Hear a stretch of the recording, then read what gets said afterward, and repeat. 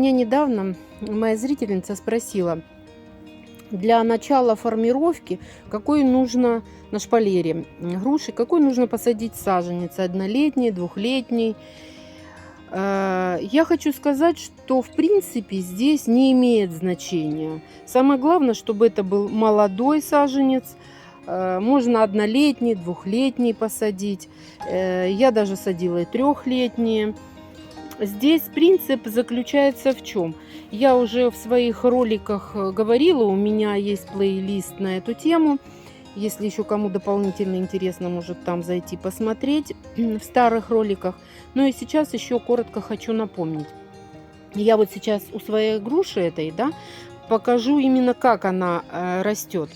А уже наглядно подойдем к яблоне моей. Я там отрежу ветки и покажу, как это делается. Ну вот смотрите, вот я посадила грушу. Груша это была двухлетний саженец. В первый год я посадила ее осенью.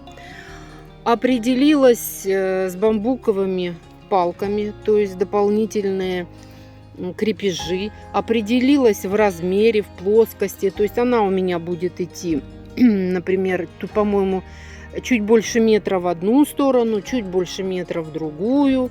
Будет вот такой вот формы, ветки будут подниматься, я запланировала. Это желательно сразу, заранее вам запланировать, чтобы вы знали, в какой форме вы идете, двигаетесь. Посадила саженец. Сделала бамбуковую вот эту палочку, закрепила, которая тут упала, надо ее подделать.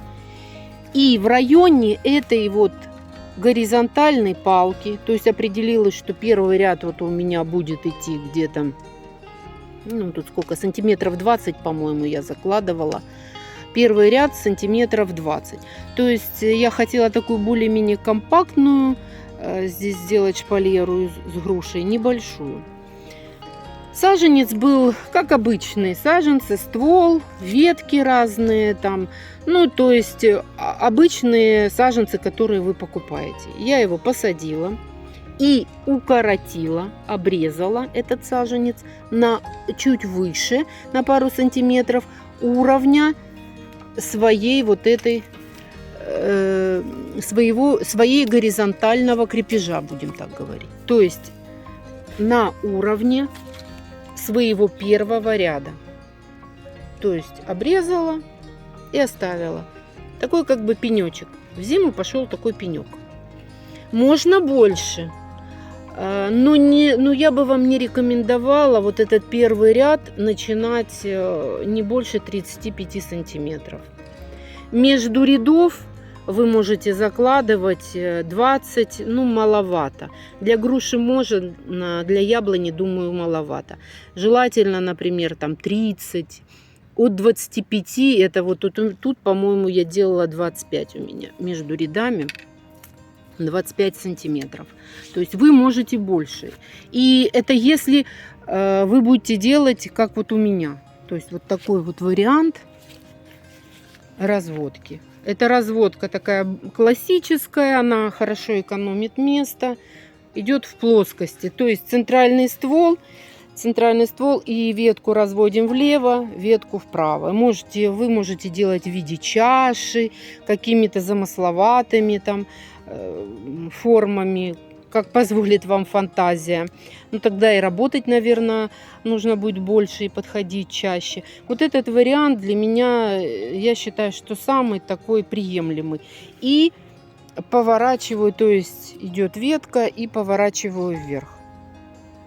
То есть в принципе оно нормально ухаживать и экономит хорошо место. Значит, вернемся дальше. То есть обрезали, и у вас этот пенек идет в осень. Приходит весна, начинает активно расти, давать разные веточки.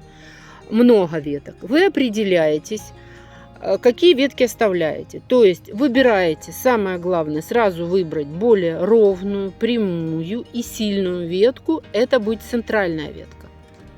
Вот она здесь. То есть я тут ее укоротила. Оставила одну центральную ветку. Она более ровная. На нее вся нагрузка. Это будет ваш основной ствол. Дальше. Выбрала одну ветку, которая хорошо ложится влево, и вторую ветку, которая хорошо ложится вправо. То есть вы по ситуации там выбираете. Все остальное лишнее удаляете. Значит, что эту ветку, пока они не сильно одеревенели, желательно, конечно, сразу наклонять, приучать, но сильно короткую не надо. Дайте отрасти немножко, чтобы было легче уложить ее. И потихонечку повернули, пусть она у вас даже, например, короткая, повернули, закрепили. Она дальше выросла, вот видите, здесь вот была у меня закреплена, остался еще след от крепежа. Дальше я пустила. Кстати, по поводу крепежа. Я использую вот такие вот хомуты пластиковые. Честно говоря, я много испробовала, мне много и кембрик, и советовали многие разные варианты. Знаете, мне ничего не понравилось. Вот это вот закрепил, хорошо держит. Можно так, если ветка не поддается, можно ее так немножко нагнуть, немного как бы приучать. Я там на другом дереве покажу. И она хорошо держится. А потом, если не надо, очень легко ее раз срезал так вот и убрал секатором. Она легко раз там и все. Отрезал и убрал. Да, это, наверное, конечно, будет чуть-чуть накладно, но тем не менее удобно, экономит время и лучше работает. Вот, кстати, смотрите, вот ветка была более одеревеневшая такая. Может быть, я упустила этот момент, и она плохо ложилась. И я ее, видите, она, наверное, росла с каким-то искривлением, вот какой-то волной. Но, тем не менее, я все равно потихонечку ее наклонила, зажала. Вот хорошо держит хомут. Он уже как бы и не нужен, нет в нем смысла. Вот я его могу раз убрать и все. То есть как бы приучала ветку, чтобы она хорошо легла. И более-менее старалась ее выровнять.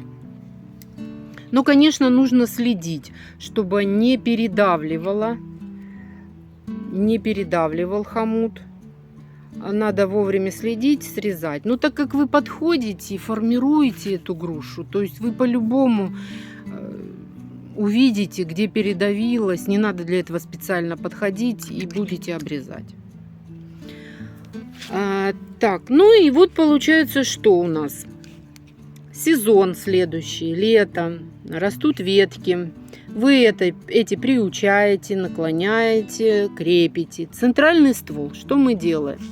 Мы даем ему дорасти до следующего яруса, который вы заранее уже проложили, значит, опору в горизонте, там, например, бамбук, как у меня, проложили. У вас ваш саженец дорос, перерос, как вам там удобно. Вы видите, что пора его укорачивать. То есть снова на уровне вашей бамбуковой палки вы укорачиваете. Но это, как правило, уже к осени. То есть вы здесь фиксируете высоту, чтобы в дальнейшем сделать новый ряд веток.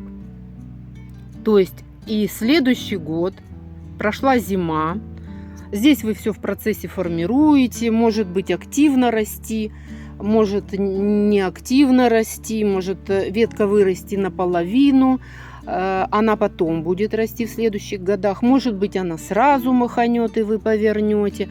Посмотрите. Но сильно ветки, которые начинают быстро расти активно, их лучше немножко как бы тормозить, укорачивать, чтобы они не были доминантные.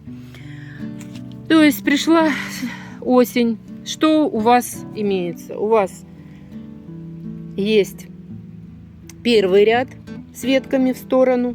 Есть центральный ствол, обрезанный, или обрезаете осенью, смотрите, в зависимости, как будет развиваться саженец. Может быть, даже осенью придется. Снова в районе следующего яруса обрезаете в осень и оставляете. Можете крепить, там к опоре центральной, можете не крепить. Следующий год, то есть мы имеем второй год, начинает развиваться здесь, значит, после того, как вы обрезали, там смотрите, над какой почкой обрезать. Тоже сейчас покажу на другом дереве, на яблоне.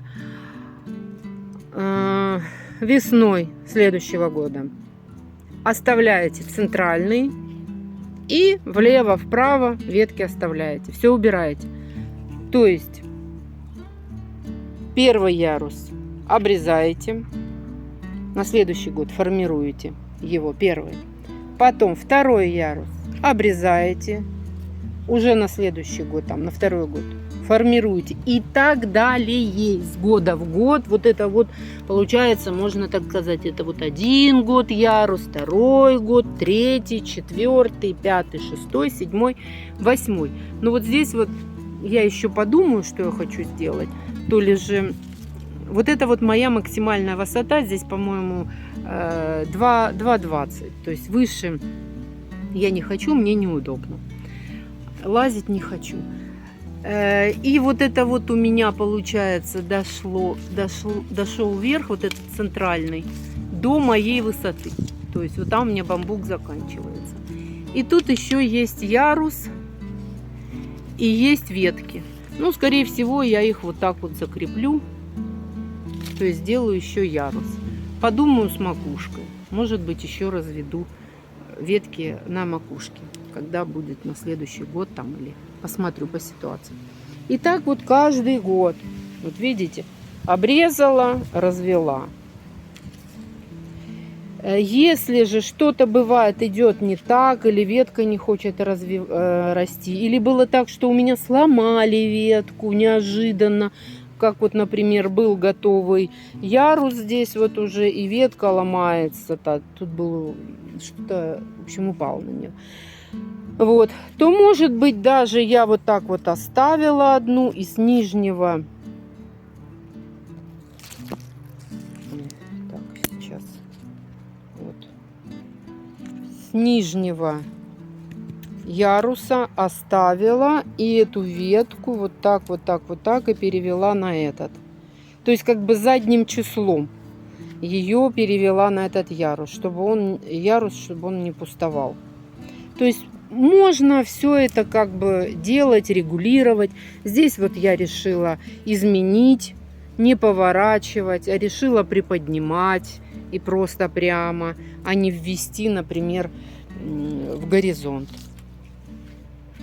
И так далее. И так вот получается каждый год вы делаете. То есть хочу сказать, что не имеет значения, это будет одногодка у вас, двухлетка, трехлетка. Ну, удобно, конечно, я думаю, 2-3. Одногодки очень хиленькие и слабенькие, я думаю, саженцы. Ну, лучше формировать, чтобы он... Самое главное, чтобы он был молодой, гибкий, не был здесь большой ствол. Кстати, у меня как-то спрашивали, а можно вот уже дерево есть с хорошим стволом, и можно ли его начать формировать? То есть обрезать и так далее, как вот я говорила. Я это не пробовала, не знаю. Но, в принципе, я думаю, технически можно. Почему бы нет? Ну, конечно, не брать совсем старое дерево с очень толстым стволом. Вот. Но тут присутствовать будет стресс дерева. То есть вот если вот такой ствол, да, вы, например, обрежете, представьте, какой будет стресс для дерева. И будет, я думаю, не очень красиво смотреться, например, в перспективе. Тут вот, конечно, видите, когда обрезаешь, уже ничего не видно, все срастается таким одним монолитом. Ну, не знаю, это надо пробовать, смотреть. Тем более деревья развиваются по-разному. Есть тормозят, есть, наоборот, очень сильно активно растут. Я думаю, это будет относиться к эксперименту. Это ствол моей старой груши, самой первой. Вот видите, какой он уже старый. Ветки вот хочу показать, что не надо уже никакой ни опоры для них. Вот как они тут выглядят. Какой ствол большой, толстый. Сейчас мы подошли к моей яблоне. Я за нее рассказывала. Это яблоня на шпалере. Я как бы начала недавно ее формировать. То есть в предыдущих роликах я говорила, что я здесь ее не планировала оставлять, но она у меня задержалась по определенным причинам. Здесь как бы не очень удобное место, тесно, много чего посажено. Но я хотела ее оставить, решила оставить в качестве эксперимента. Здесь вот забор у нас вот. И ее кинуть на шпалеру. То есть не стала пересаживать, будем так говорить. Здесь вот у нас тропа для ежиков, тропа ежиков. У нас тут несколько лет живет семейство ежиков. Вот они тут любят ходить. Здесь очень тенисто, влажно. Собирается, здесь прячется днем слизень. И вот они тут роют, ищут слизень. Хотя в этом году какие слизни с такой жарой. Так, ну вернемся к нашему дереву. Вот смотрите. Вот у меня здесь... Про что я вам говорила. То есть, ну вы поняли, что снизу вы повторяете одни и те же действия, обрезки, формировки. Вот сейчас у меня здесь вот центральный, вот он сильно вырос, такая ветка. Пора формировать. Вот это выросло, это, кстати, ветка боковая выросла еще в том году. Я ее закрепила. Вот это уже выросло с этого года. Но она такая жестенькая, что я смотрю, будет очень с трудом ее наклонять вот на этот уровень, на этот ряд. Но придется как-то вот потихонечку, возможно, на изгибе сделать надрез снизу, чтобы ее можно наклонить было. И вот так вот буду вот стягивать. То есть никакой вам кембрик тут это не выдержит. А пластиковые вот эти хомуты выдержит. Может быть, я подумаю сейчас. Может быть, я ее отрежу, а в следующем году здесь появится ветка, почка какая-то проснется, и я, может быть, уложу. Вот она этого года, вот она такая зеленая, выросла хорошо. Ну, что-то уже очень туго гнется. Надо было это раньше сделать. Подойти сюда.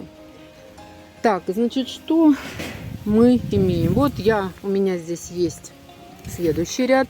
Здесь ничего не сформировано, веток нету. Вот это центральный. Центральный. И я смотрю, как его обрезать. Вот получается у нас вот почечка. Да, вот здесь вот с той стороны следующая почка идет. То есть, если я обрезаю под этой почкой, то ветки проснутся вот здесь, вот в этих почках. И как бы это будет неплохо смотреться. То есть просыпают веточки, просыпаются, на следующий год растут, и вы можете ее вот так вот наклонить, будет более удобно, чем если вы, например, обрежете сильный большой пенек, и у вас начнут вот здесь ветки расти, то их придется наклонять. Вот про что, как вот у меня сейчас вот здесь. Вот видите, где я удалила, вот он пенечек. Вот я удалила высоко над рядом.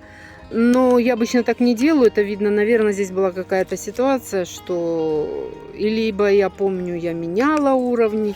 Вот. Но вообще вот это вот высоковато получается. Видите, тогда вот так приходится гнуть. Так что лучше, например, вот у нас почечка, максимальная почка. Я над ней... Так, сейчас я вот этот лист убираю. Вот видите, почка. И я над ней вот так вот отрезаю ветку. То есть вот эта почка пойдет, ветка, это скорее всего пойдет центральной до следующего ряда, потому что я еще хочу продлить. А которые чуть ниже пойдут в эту сторону и в эту сторону. Вот так вот каждый год вы делаете. Дошли, обрезали. Влево-вправо, центральный ствол. Дошли, обрезали. влево-вправо, центральный ствол и так далее. Но это если вот такой вот вариант, как здесь вот у меня. Но сейчас я тут ее, конечно, надо будет подвязать. Вот смотрите, тоже применяю такой способ. Она росла, вот это в том году, это в этом году вот ветка выросла. Была короткая. Я временные бывают вот такие вот аппендициты, маленькие короткие бамбуковые палки делаю, креплю, и чтобы красиво вот зафиксировать вот так вот и поднять. Вот видите, она у меня уже дошла в этом году до следующего яруса. Я тоже здесь закреплю. Сначала я вот закрепила в 2 местах, потом повернула, тоже закрепила.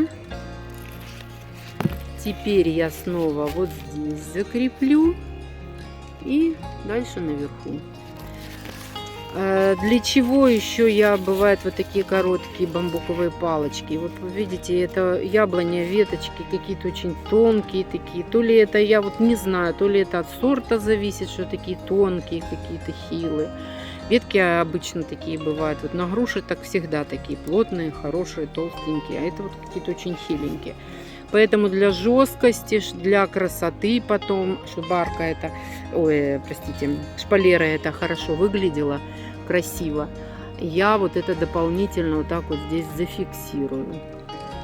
Хочу сказать, что все вот эти вот палочки, это все временно, это потом в процессе убирается, когда ветка уже хорошо зафиксируется в своей форме. Все вот эти вот перекладинки горизонтальные тоже потом в перспективе уберутся. Вот тоже было вот в том году выросла ветка, такая тоненькая, хиленькая, остановилась в росте вот здесь.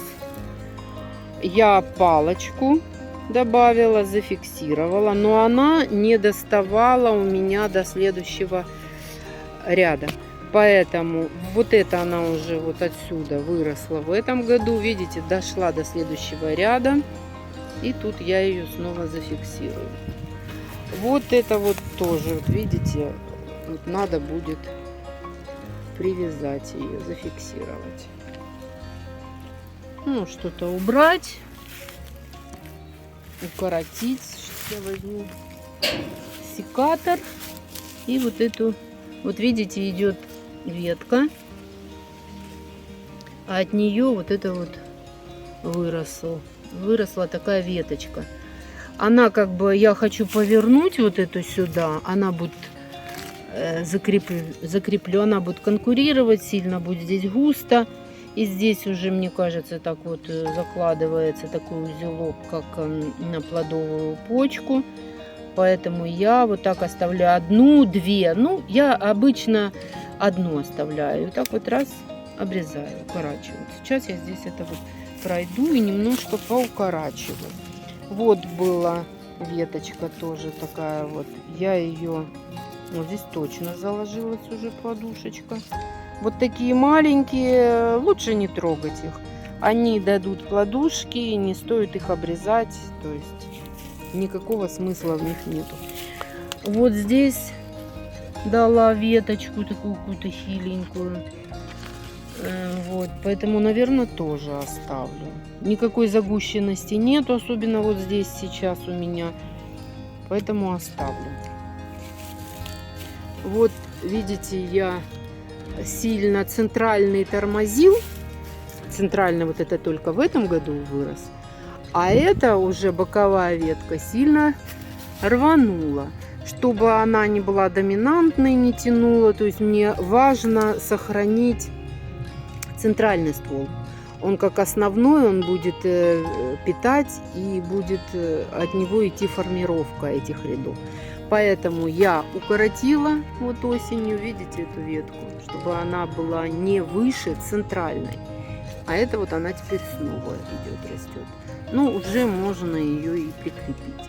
Может быть, я снова укорочу. Скорее всего, вот смотрите, получается один ряд, вот здесь я укоротила, и получается здесь. Поэтому я еще раз, ну, оставляя маленькую почку, еще раз тормозну этот рост, укорочу. А уже на следующий год дам ей расти. То есть немножко притормаживаю. Ну, вот так вот формируется. Были яблоки в этом году, были в том году, мало, правда, потому что она только-только начинает. Тут я ее начинаю формировать, она только начинает расти. В принципе, дерево молодое. Вот вы видели, ствол там не сильно большой. Вот я сегодня удалила от ствола, уже от прививки. Вот здесь прививка. Пошла какая-то ветка. Ну, она мне не нужна, и рисковать, и я ее удалила. Вот в том году были яблоки, в этом тоже были несколько штук, но гусеница сожрала их, они осыпались. Вот на следующей шпалере, вот тут хорошо, более так подробно видно, тут, правда, тыква у меня разрослась, как вот формировалась. Вот видите, от ствола. Уж не знаю, как я объяснила, доходчиво или нет. Когда мне не приходилось так объяснять, как формировать. Если что, пишите в комментариях. Ну, ставьте лайки, подписывайтесь, кому это интересно, потому что буду в дальнейшем тоже рассказывать за разные нюансы и за развитие растений. Спрашивайте, что вам интересно. Может быть, что-то я неудачно объяснила или вам непонятно. Всем до новых встреч. До свидания.